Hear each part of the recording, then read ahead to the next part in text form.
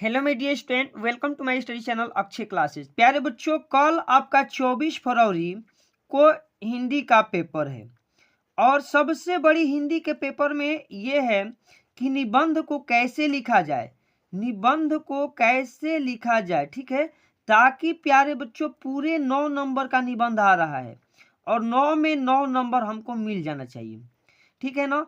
तो निबंध लिखने का जो सबसे बेस्ट तरीका है वे यदि आप नहीं अपनाते हैं तो 9 में 9 नंबर नहीं मिलेगा, ठीक है। निबंध देखिए हर साल पूछा जा रहा है।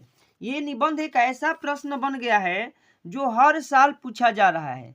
देखिए ये 9 नंबर में आएगा, प्रश्न संख्या 9 रहेगा और किसी एक विषय पर आप निबंध लिखिएगा, पूरे के पूरे 9 नंबर मिलेगा, ठीक है। और 9 नंबर जैसे कि टॉपिक दे दिया जाएगा, देश प्रेम पर आप लिखिए, आतंकवाद की समस्या और समाधान पर लिखिए, प्रदूषण और मानव जीवन पर लिखिए, आजादी का अमृत महोत्सव पर लिखिए और पूरे 9 का 9 नंबर आपको पाना है, ठीक ना। तो देखिए क्या अपनाना है, सबसे बढ़िया ट्रिक क्या होता है। बहुत सारे बच्चे होते हैं कुछ भी लिखकर चले आते हैं और नंबर ही नहीं मिलता है, तो ऐसा नहीं करना है। सबसे पहले आप प्रश्नोत्तर संख्या 9 लगाइएगा, ठीक है। चलिए मैं बताता हूं निबंध का तरीका। यहां लग गया आपका प्रश्नोत्तर संख्या 9।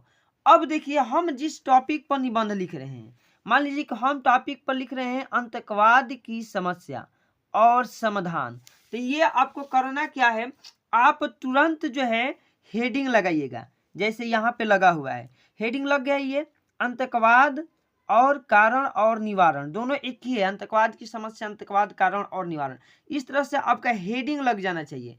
अब देखिए प्यारे बच्चों आगे हम करेंगे क्या, सबसे पहले आपको रूपरेखा लिखना होता है। और रूपरेखा में क्या होता है, तो रूपरेखा मतलब कि निबंध में होने वाली चर्चा, निबंध में जिस टॉपिक पर चर्चा होगी उसी को हम लोग कहेंगे रूपरेखा, ठीक है। तो रूपरेखा हेडिंग लगाने के बाद देखिए अब सबसे पहला जो टॉपिक आता है इसमें निबंध लिखेंगे तो प्रस्तावना लिखिए। उसके बाद जिस टॉपिक पर लिख रहे हैं उसका अर्थ लिखिए, आतंकवाद का अर्थ, ठीक है, आतंकवाद का अर्थ। 3 नंबर में लगाइएगा आतंकवाद के कारण, आतंकवाद के दुष्परिणाम, आतंकवाद की समस्या। इस तरह से रूपरेखा में जो है पूरे निबंध का हेडिंग लगा देना है। और लास्ट में ये ध्यान रखिएगा, ये बहुत इंपॉर्टेंट होता है उपसंहार, ठीक ना। तो उपसंहार हम लोग प्यारे बच्चों लास्ट में लगाएंगे पूरे इन टॉपिक पर चर्चा करने के बाद। देखिए निबंध कितने पेज में लिखना है, तो निबंध कम से कम हमको 2 पेज में लिखना ही लिखना है। प्रस्तावना में लिखिएगा कि आतंकवाद एक प्रकार की गैर कानूनी प्रवृत्ति है। क्या है, गैर कानूनी प्रवृत्ति है। यह एक प्रकार की हिंसा है जो लोगों को गैर कानूनी और अन्य प्रकार से डराने की विधि है, ठीक है। आगे आप लोग करिएगा क्या, आगे प्यारे बच्चों अब 2 नंबर हेडिंग डालिए, आतंकवाद का अर्थ, वही वाला हेडिंग यहाँ पे आएगा, अपने सब कुछ नहीं चलेगा, वहां जो डगे हैं वही हेडिंग ला करके यहाँ लिखिएगा। आतंकवाद का अर्थ लिखिएगा कि आतंकवाद का अर्थ होता है आतंक फैलाना या आतंक को बढ़ावा देना, ठीक है। आतंकवाद एक हिंसात्मक गतिविधि होती है, अर्थात कुछ लोगों के समूह के द्वारा अन्यायपूर्ण और हिंसात्मक रूप से गतिविधियों को अंजाम देने की प्रक्रिया को आतंकवाद कहते हैं। इसका पूरा आपने क्या बताया, आतंकवाद का अर्थ जो है बढ़िया से समझा दिया। अब देखिए आगे करना क्या है, ये आपका 2 टॉपिक अभी कवर हुआ यहाँ से, प्रस्तावना, आतंकवाद का अर्थ। अब हम लोग लिखेंगे आतंकवाद के कारण, आप जिस टॉपिक पर लिख रहे हैं उस पर चर्चा करेंगे क्या कारण है, ठीक है। तो आतंकवाद के कारण हम लोग यहाँ हेडिंग लगाइएगा, आतंकवाद के कारण। 3 नंबर हेडिंग लग जाएगा आतंकवाद के कारण। और हम लोग लिखते चले जाएंगे कि आज हमारे देश में तेजी से बढ़ती जनसंख्या, बेरोजगारी, गरीबी, भूखमरी आदि की वजह से लोग परेशान होकर आतंक का रास्ता अपना लेते हैं। कुछ लोग इन बेरोजगार, गरीब व भूखमरी से प्रभावित लोगों को बहला फुसलाकर आतंक के रास्ते पर ढकेल देते हैं। तो इस तरह से आतंकवाद क्यों फैलता है, तो यही इस पे हम लोग जो अपने भाषा में चर्चा कर देंगे। चर्चा हो गया। अब जो है हेडिंग लगाएगा 4 नंबर, आतंकवाद का दुष्परिणाम। आतंकवाद से क्या हानि है, क्या दिक्कत है, आपको लिखना है। तो आतंकवाद की वजह से लोगों में असुरक्षा की भावना होती है। असुरक्षा मतलब लोग डर जाते हैं, क्या हो जाते हैं, डर हो जाते हैं, सुरक्षित नहीं महसूस करते हैं। असुरक्षा की भावना होती है।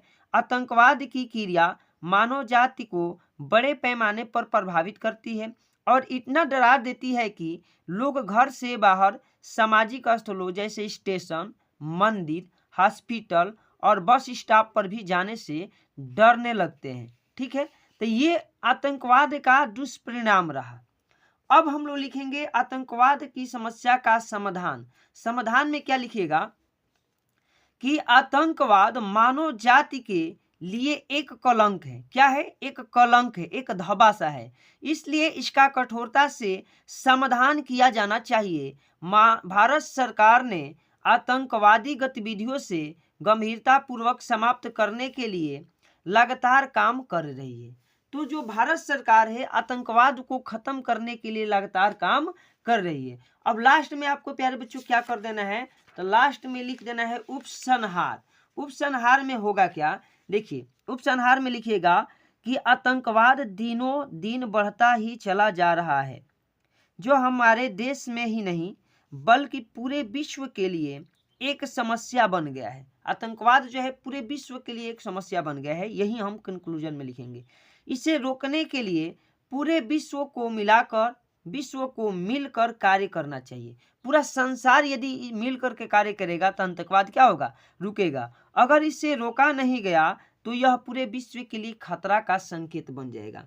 और इस तरह से पूरे के पूरे अपने पांचों टॉपिक पर क्या कर दिया, चर्चा कर दिया। और पेज कितना लगा लिया, तो 2.5 पेज के आसपास। 2 पेज तो उधर ही लग गया था और इधर भी लग गया। अब प्यारे बच्चों इस तरह से यदि लिख आओगे तो पूरे 9 में 9 नंबर मिलेंगे। ठीक है, तो अगर यह वीडियो आप सभी को अच्छी लगी है तो वीडियो को एक प्यारा सा लाइक कीजिए, और हमारे चैनल पर पहली बार विजिट किए हैं तो हमारे चैनल अक्षय क्लासेज को सब्सक्राइब करके हमसे जुड़ जाइए।